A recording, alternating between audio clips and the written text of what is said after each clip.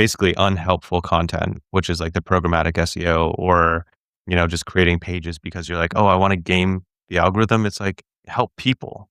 SEO is helping people find a solution to their problem.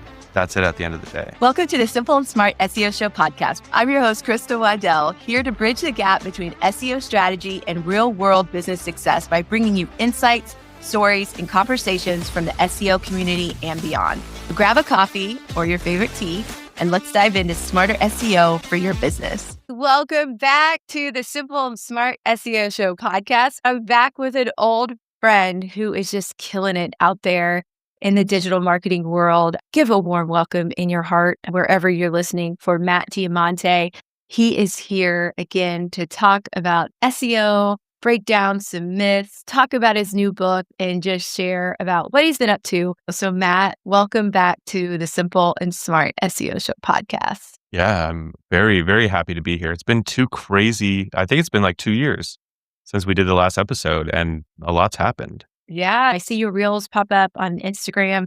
I'm not on Instagram a lot, but when I am, I see you. It's all me. And I just see like all of the success. And then I've seen some of your ads. So your targeting's working. You were already kind of pushing against like traditional SEO stuff when we first talked a couple years ago. And I thought you were just such a breath of fresh air. Like everybody seemed to kind of have a lid on SEO, Yeah. And you were like, hey, come over here. I want to tell you all about it. So I just wondered, like, what happened? Like, how did you explode over the last couple of years? When I'm posting content online, and like, I know we're going to get to it, but I also wrote a book that covers all of this stuff. But people, business owners specifically, don't know anything about SEO, and the SEO community kind of like gatekeeps it or makes it a little bit more complicated than it needs to be. Because at the end of the day, SEO is just providing solutions to problems, right? If you are a nail salon, for example, somebody is like, I need to get a pedicure, but like my nails are messed up, or, I'm going to a wedding, whatever it is. The problem that they're having is they don't have nice nails. The solution that you're providing is, I'm going to help you have nice nails. So that goes for any service-based business, any product-based business, and you're basically just solving a problem. And that's, I don't know why it's any more complicated than that. Well, that also reminds me, I wanted to say congratulations, because I believe since we spoke last, you also got married. I did. Yeah. And so congratulations on Thank that. you. Did marriage change your trajectory at all? I know you were already on the entrepreneurial journey, Yeah. but what's that like being a spouse? How has that impacted you? Oh my God, she is such an angel. I am obsessed with, I don't want to say working because it's like really a passion for me, like SEO, doing any kind of marketing, filming reels, all that kind of stuff. She has gotten way more involved and more patient with me obsessing over this stuff. And we have not necessarily a code word, but I'm like, listen, I need like a week right now. I can't do anything else. I need to work on this stuff. And we've worked through that where it's more like, okay, well, I'm not just checking out, I'm actually doing this other thing, and I will be back. Right? It's like commercial break almost. Since the last time we spoke, she is now working with me at my agency. So that is a whole other dynamic that we are navigating quite well, I must add. And it's great. We live together, we work together, we work from home. So that's a whole other thing. We're just together all the time. What do you think that you've done differently to unlock this level of growth that your business has experienced? Can you talk a little bit about that? It's honestly the same thing that like any business can do this, and it's not tough. It's not complicated. It's literally just showing up every single day for yourself and for your business. If you have that discipline, you will be successful. You'll watch all your competitors fade away who aren't showing up consistently, whether it's daily or weekly or whatever cadence that you can do. If you can outlast your competition, you can beat them. I feel so convicted right now because I was like, I'm going to post every day. I'm going to go live every day. And I think I went live for like 5 days. I didn't really feel like I was getting any traction. And so, of course, I got a little unmotivated and my hyper focus moved on to something else. This is my sign. I've got to get back to that. That's the thing too. It's almost like trend hopping. They're like, oh, SEO this week. Oh, I'm going to do social media. Oh, I'm going to go live. Oh, I'm going to focus on email marketing. I'm going to run ads. I'm going to do this. And it's like, if you just focus on any one of those things, you will see much more success than if you try and talk. So true. Great advice. And then one of the things that I saw that you said, and maybe you say it in your book, Yeah. but that SEO isn't broken. Most SEO advice is. So what do you mean by that? So there's a lot of talk about like pillars and verticals and so much stuff that it's confusing to people who don't know the vernacular, the language, the words. They don't know what that stuff means. If I'm like, okay, well, we're gonna have this content pillar. What does that mean? Right. So I basically break things down in the book where and on social media where I'm like, okay, all you need to do is solve a problem that somebody is having. Right. So whether you're doing that with a product or service, or you're doing that by answering a question. Like if you just go to answerthepublic.com, which I'm not affiliated with at all, but it's a free website, at least now, where you can go in, literally type in what you sell. It'll show you a bunch of questions people are asking about what you sell. And like, just for example, if you type in hot sauce, it's like, is hot sauce bad for dogs? Right? Very easy question. And if you make hot sauce, you probably know not good for dogs. So you can answer that question. Somebody has a problem like, hey, I just fed my dog something with hot sauce on it. Is it bad for them? Do I need to go to the vet? Right. And you can say, yeah, it's bad for them. You should call your vet immediately or whatever. I actually don't know if it's bad for dogs, but so you're solving a problem for somebody where it's like, what is I don't know, what's the hottest hot sauce? Right. So you can talk about that and then you're helping somebody solve a problem, find an answer to the question that they have. And that's literally all SEO is. It's problems and solutions. So how do you form that into a strategy? If you go there, you see there's a bunch of questions. How do you make that an SEO strategy? Just answer all the questions until they're finished?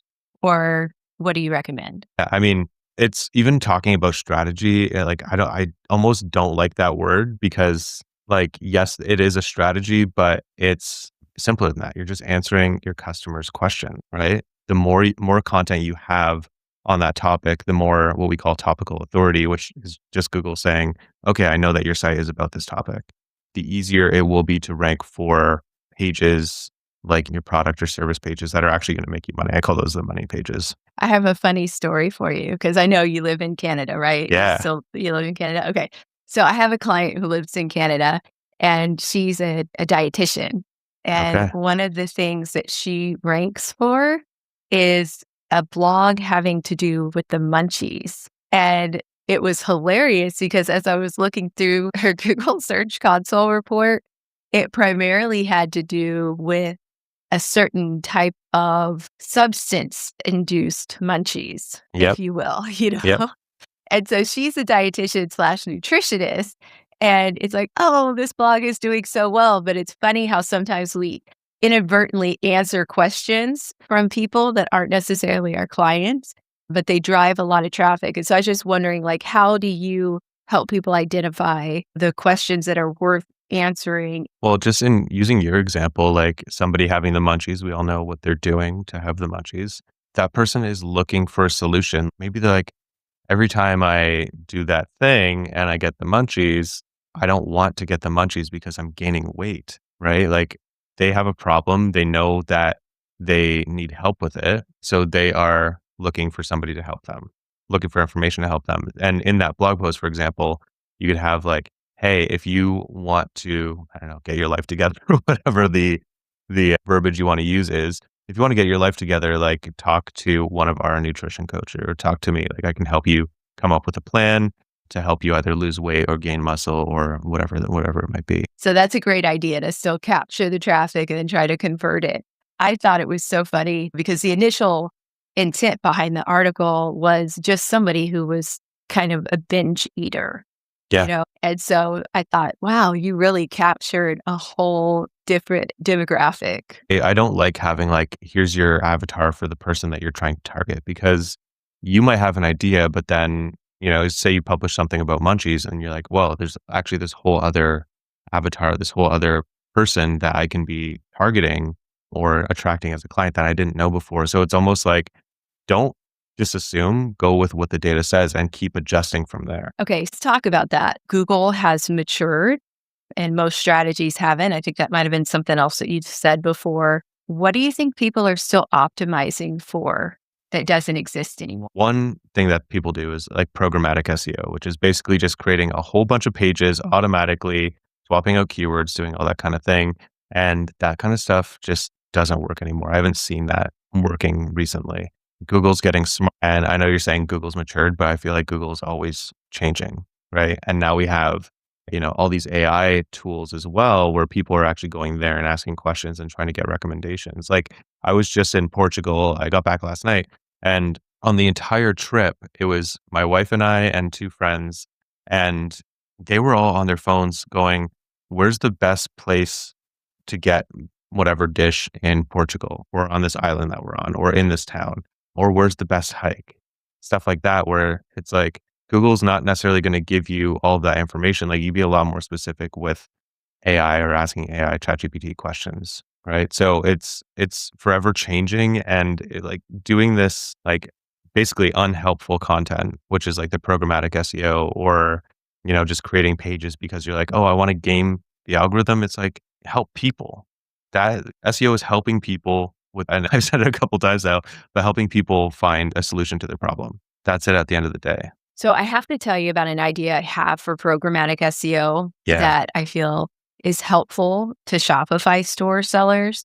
Yep. And when we're creating collection pages, Mhm. a lot of times there is similar information or products within a collection Yep. where, and I think about Lowe's mulch. I saw this Yeah. example the best with Lowe's mulch, because you go to Lowe's and you see the different types of mulch, but then you also see like a specific type of mulch in multiple colors. And I thought, wow, from the user experience perspective, that's actually very helpful because Yeah. sometimes I may not know the scientific makeup of mulch of what I'm looking for, but I do know that I want black mulch, Yeah. and so to be able to see that.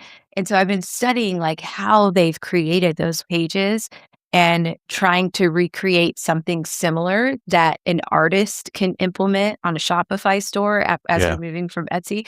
That's one of those projects that I'm working on right now. But I feel like programmatic SEO as an application in that situation might actually be helpful. Yeah. I think to an extent it can be helpful, but basically what you're talking about are like long tail keywords that probably have very low difficulty. So when we're looking, and when I say low difficulty, if anybody's listening doesn't know what that means, that just means it's an easier keyword to rank for. All these tools give you like different scores and stuff like that. But if we're talking about like a specific type of mulch and in black color, people know if they're typing that in or any variation of that, like they're looking to buy, right? Again, they have a problem, you have the solution. And on those pages, like if it's a really easy keyword to rank for, nobody else is trying to rank for it, you can get away with doing less SEO or like having less content on the pages.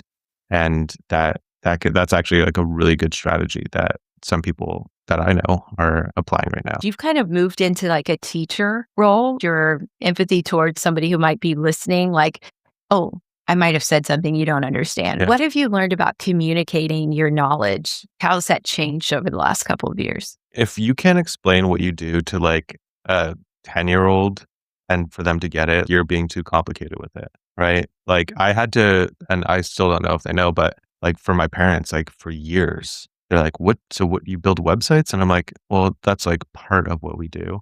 And I had to like dumb it down. I forget who I was talking to, but they said it's dumb not to dumb it down because when you're being hyper specific with like industry language or jargon, whatever you want to call it, you're kind of eliminating a whole bunch of people who want to get into it or have a problem, but they don't know what to type in, right? So if you can appeal to the lowest common denominator, you will widen your net and capture more people who are then kind of going to get into your ecosystem, right? So whether you're a dietitian or a nail salon or whatever it is, like you can take all of that stuff, dumb it down, and really attract more customers to your business. Now, when I explain what I do, I don't do SEO. I help businesses show up higher on Google. That's like everybody can understand that. I feel like AI and AI search, or at least the large language model search, has really benefited the industry in general because this idea of burying the information in order to win the click, like that's never been great for the user experience, And so it's like, okay, I feel like at least with using a chat GPT or Gemini, you're getting to like the answer, which is what people are actually looking for. What do you think is a specific outdated SEO belief that people are still trying to hold on to? I think it's that like you need to do a lot of SEO. right? Like you need to launch a website with hundreds of pages, all this, you really don't. So what I say, and like I also cover this in my book as well, and this is also what we do for our clients is we publish 2 blog posts a week or we update or create 2 new pages a week, right? That's all we're doing. Like we are building backlinks as well, which again, backlinks are just links from somebody else's website back to your website. But it's about being consistent, right? It's not launching a website, you have 100 pages or like 500 pages and hoping that Google picks it up and, AI starts picking it up and you start getting traffic. It's more consistency, showing up over a longer period of time. I'm talking like 6 months to a year or longer, and getting that snowball kind of rolling a little bit. Like Google's not going to let you rank for a keyword that's getting 10,000 searches a month if you're a brand new website. They don't know you, they don't trust you, right? So it's building up that trust over time and like kind of ranking for these keywords that everybody else is ignoring. That's, that snowballs, maybe it's 5 visitors a month from that one keyword. And that might not seem like a lot. 5 customers could be, really great for a business. And if you do that twice a week, all of a sudden you have 8 pieces of content getting you 5 to 10 to 20 to 100, visitors a month. That snowballs, right? So the days of, okay, I need a massive website, I'm just going to launch this thing, that doesn't really work anymore. Okay, before we jump into your book, I have one last follow-up question here. So you mentioned, the 6 months to a year, like that traditional SEO timeline, it takes a while to get momentum, to get things working. What do you recommend that business owners do in the meantime while they're improving their SEO? So that really depends on the business. Like if you have a budget, you can run Meta ads or you can run Google ads. Like Google ads will get clicks. That's like the highest intent there because somebody has a problem and you're basically saying, I have the solution and I'm going to, bet real money on it that you're going to come to my site and buy my thing. So you can do that stuff, but that stuff costs money. And I don't know about you, but most small business owners don't have a bunch of cash that they can just burn through. So it's do anything that you possibly can. I was reading, I think it was Alex Hormozy, one of his books, and he was saying work 4 hours a day on your business, not in your business, like on your business. So marketing your business, getting the word out, all this kind of stuff. And for me, what's really worked, and I recommend this for all small businesses or all businesses, post organically on social media every single day. I'm talking about film a 30-second to 45-second clip, post it on Instagram, post that same clip on TikTok, on YouTube Shorts, on Facebook. Also, by the way, Facebook has something like, it's like 3 billion users. It's a lot of people and not enough people are publishing content on Facebook. So your reach on Facebook can be insane and everybody's ignoring it. I promise this is the last follow-up question before we move on. But I love that you said post the same clip across all those platforms. What about the haters who are like, you need to create it specifically for the platform? What's your feedback to that? I've been doing this for like over 3 years at this point, the same clips on all the platforms. And I have like followers on Facebook, I have followers on Instagram, and a lot of followers there, TikTok as well, YouTube. Like I posted the same video that I posted everywhere else on YouTube. I got like 500,000 views. And I'm like, okay, well, if I would have followed the advice that I heard from somebody saying you need to go platform specific, I wouldn't have got all those views, right? And that video did well on every platform I posted it on, right? So what's wrong with doing that? I love it. I'm glad to hear someone say that who's actually had tangible success doing that, because I feel like a lot of business owners, they get trapped in that idea that you have to create more and you have to create specifically. And I call it like a brand resume and of all of the platforms to be the same to you wherever people find you. And most of us are working with small teams, if not, a team of one. Yeah. It's very difficult to put the same type of expectations on that team of one that you might have for a brand that has entire departments. And so I'm glad that you shared that. I'm glad that you've had success with it. And I'm glad that people can say, hey, there's somebody who's done it a different way. Well, so the thing too is like, I'm doing all of this myself. I'm filming the videos. I'm editing the videos like on my phone, posting them. I don't schedule anything out. If you're like, okay, we'll spend 2 days a month just recording videos and, editing them and scheduling those out.